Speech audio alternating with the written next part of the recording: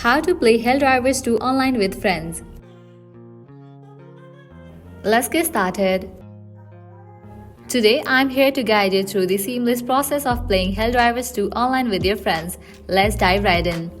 First things first, make sure you complete this tutorial. It's a must before venturing into multiplayer fun. Once you are done, you will gain access to your vessel, your gateway to missions. Head over to the table and queue into the action.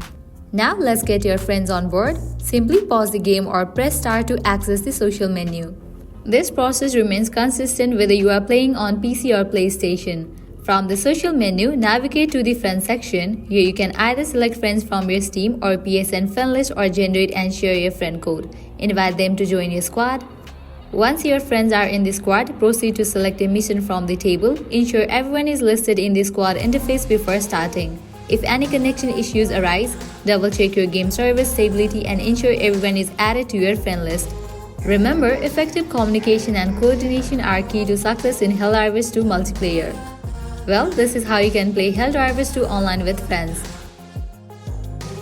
If you found this video helpful, don't forget to like, subscribe and share for more gaming insights.